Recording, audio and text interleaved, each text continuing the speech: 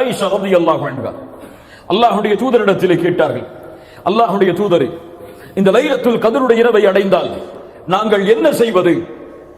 கேள்வி எவ்வளவுங்க, பெரிய கேள்வி, அப்படிதானே? முழு இரவும் நாங்கள் என்ன அமல் செய்வது? எதை கொண்டு அதை வரவேற்பது? என்ன கூறுவது அந்த லைலத்துல் கத்ருடைய இரவை அடைந்தால்? அல்லாஹ்வுடைய தூதர் ஸல்லல்லாஹு அலைஹி வஸல்லம் சொல்லுங்கள், அவர்கள் சொன்னார்கள், அந்த லைலத்துல் கத்ருடைய இரவை அடைந்தால் ஆயிஷா அவர்களை இந்த துஆவை ஓதுங்கள்.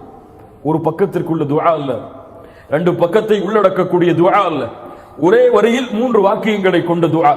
அல்லாஹும்ம இன்னக அஃபுவுன் துஹிப்புல் அஃப்வ ஃபஅஃபு அன்னி. சுப்ஹானல்லாஹ். இந்த துஆவில் அப்படி என்ன பொக்கிஷம் இருக்கிறது? இந்த துஆவை அல்லாஹ்வுடைய தூதர் இந்த இரவுக்கு ஓதுவதற்காக கூறிய காரணம் என்ன? எவ்வளவோ நீளமான துஆக்கள் இருக்கிறது, எவ்வளவோ அல்லாஹ்வை புகழக்கூடிய வார்த்தைகள் இருக்கிறது. அல்லாஹ்வுடைய தூதர் ஸல்லல்லாஹு அலைஹி வஸல்லம் இந்த வார்த்தையின் அமைப்பை ஆக்கியதன் காரணம் என்ன? அல் ஆஃபு அல் கஃபூர், இந்த இரண்டும் அல்லாஹ்வுடைய பெயர்கள்.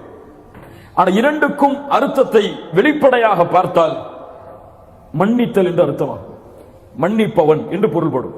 அல்லாஹும்ம இன்னக அஃபு, அல்லாஹும்ம இன்னக கஃபூர். வெளிப்படையாக பார்த்தால் இரண்டும் ஒன்றுதான். ஆனால் அரபி மொழியின் விளக்கத்தோடு பார்த்தால் இரண்டும் ஒன்றல்ல. அல்லாஹுவை இன்னக கஃபூர் என்று கூறாமல் இன்னக அஃபூன் என்று அல்லாஹ்வுடைய தூதர் இந்த லைலத்துல் கத்ருடைய இரவில் கூறியதன் காரணம் என்னவென்றால், நல்ல கவனிங்க, கஃபூர் பாவங்களை மன்னிப்பவன். நாம் பாவம் செய்து அல்லாஹ்விடத்திலே பாவ மன்னிப்பை தேடினால் எம்முடைய புத்தகத்தில் பதியப்பட்ட அந்த பாவம் மன்னிக்கப்படும் இன்ஷா அல்லாஹ். இது கஃபூர். ஆனால் அஃபு என்றால் அல் மஹூ, அஃபு என்றால் அல் மஹூ, நீக்குதல் என்ற அர்த்தம், அழித்தல் என்ற அர்த்தம், அல்லது அதிகப்படுத்துதல் என்ற அர்த்தம். இந்த வார்த்தையின் உண்மையான விளக்கம் என்னவென்றால், அல்லாஹுவை அஃபு என்று அழைக்கும் பொழுது, துஹிப்புல் அஃப்வ, நீ அதை விரும்புகிறாய் என்று சொல்லும் பொழுது பாவங்களை நீக்கக்கூடியவன், அழிக்கக்கூடியவன் என்று அர்த்தம். அல்லாஹுவை இந்த பிரார்த்தனையின் மூலம் ஒருவன் அழைத்து பாவ மன்னிப்பை தேடினால் அவனுடைய பாவம் கரையே இல்லாமல் அந்த புத்தகத்தில் இருந்து நீக்கப்பட்டு விடும். நாளை மறுமையில் நினைவு காட்டப்படாது.